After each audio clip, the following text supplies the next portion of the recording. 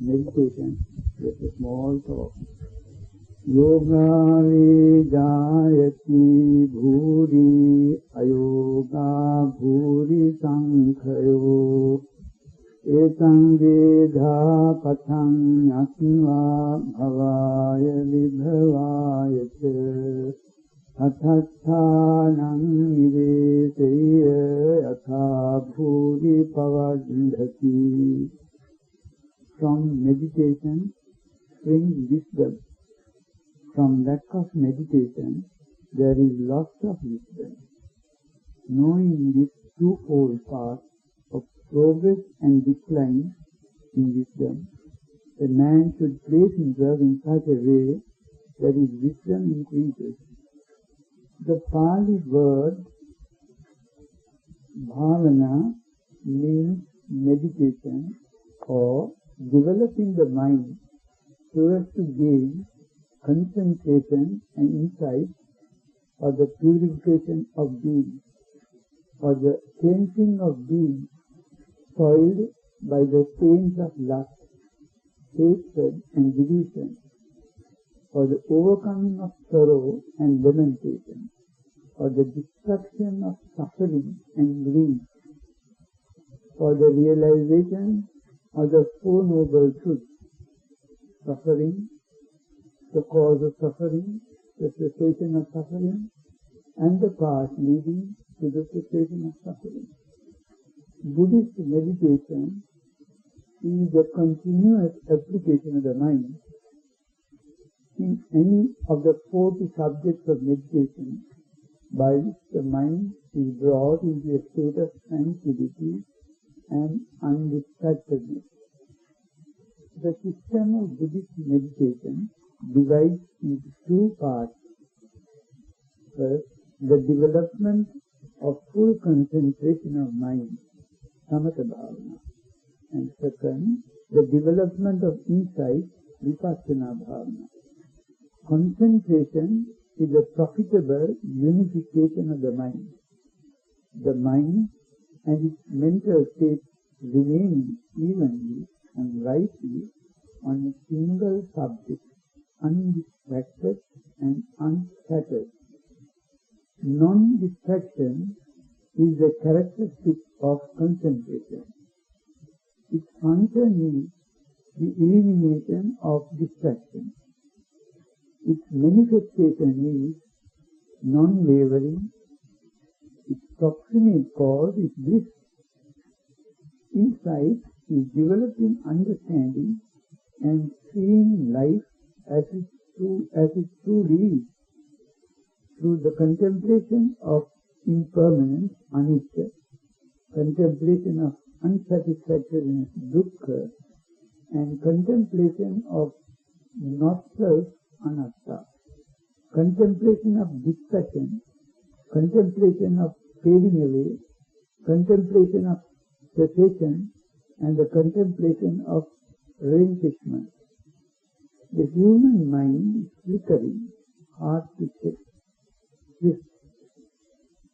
swift wherever it listed, very hard to perceive, extremely subtle, immaterial, and wandering far and alone by itself.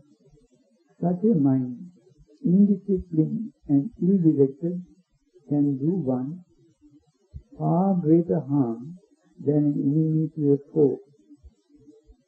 Likewise, a mind disciplined and well-directed can do one far greater good than parents to a child.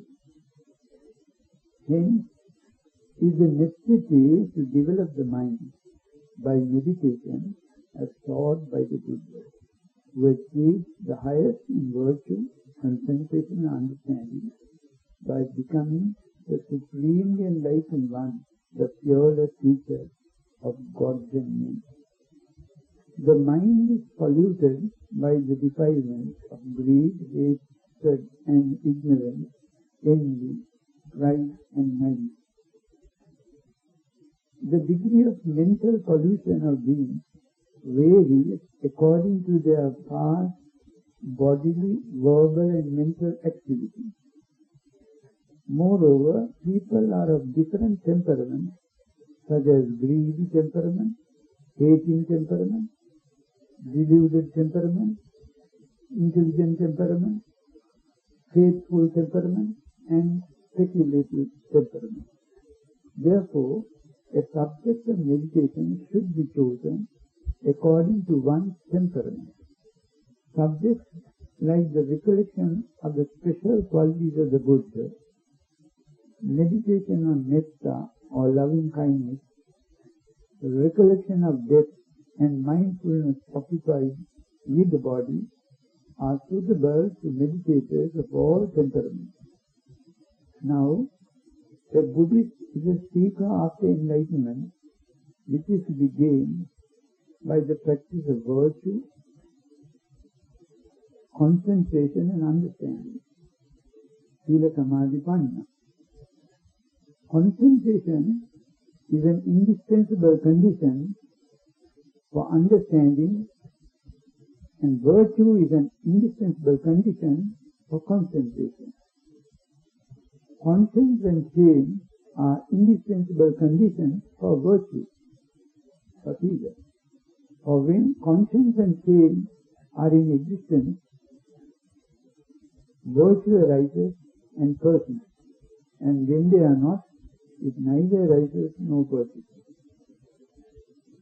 Having well established himself in virtue, a beginner chooses a quiet place for meditation.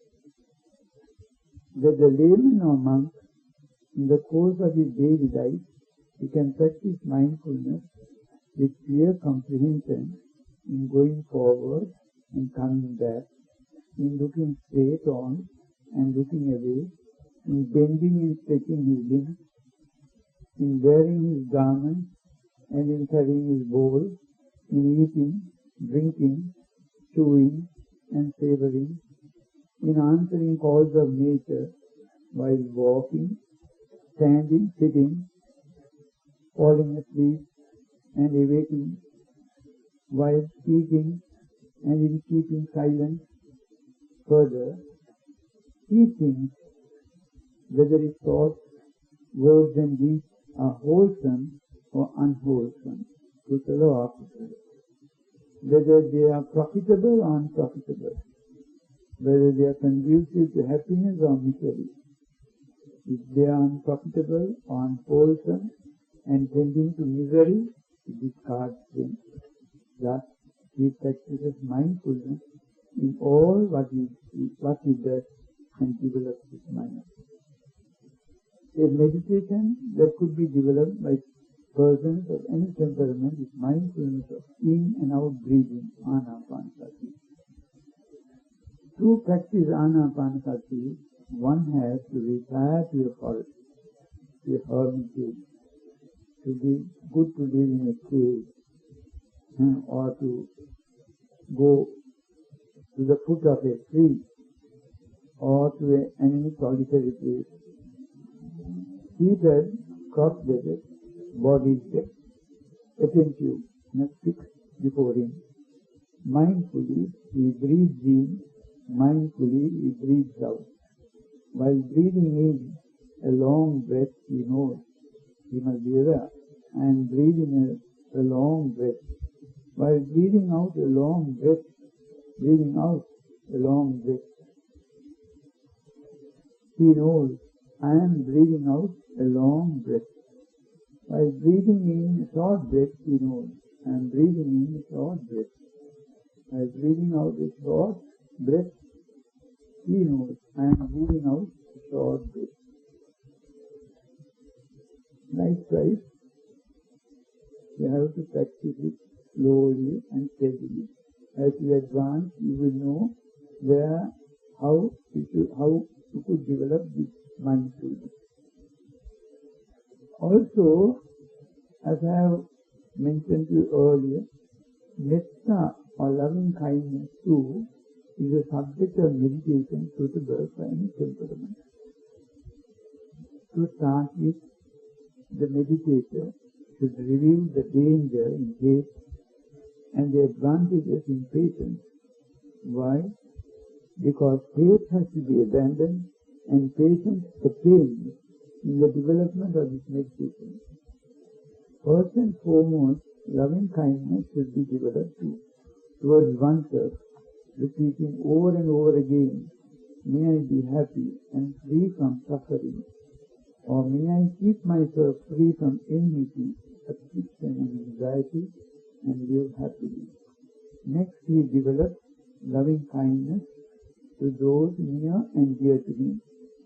After repeatedly pervading the near and dear ones with such charitable and soothing thoughts, he next goes on to the neutral ones, and finally to those who are hostile to him too.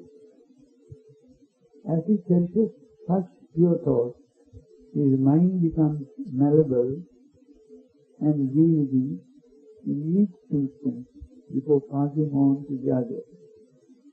When the meditator develops the mind deliverance of loving kindness, he obtains 11 advantages.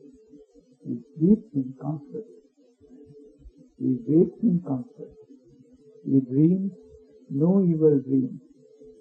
When he does dream, he sees only auspicious ones. He is dear to human beings, loved by everyone. He is dear to non-human beings. Deities guard him as a mother and father guard their child. Fire, poison and weapons do not enter the body of one who abides in loving kindness. His mind is fixedly concentrated. The expression of his face is serene. There is no confusion at death for one who abides in loving kindness. If he is unable to reach a higher state, arahati, then after death he is reborn in the Brahma world, even as one wakes up from sleep. When a meditator develops concentration, he suppresses covetousness, sense desire, ill will, sickness and sorrow, agitation and worry, and uncertainty. Suppressing these 5 mental hindrances, cleansing his mind from these 5 defilements, he gains the first jhana, which is accompanied by applied thought, sustained thought, happiness and bliss, born of diffusion.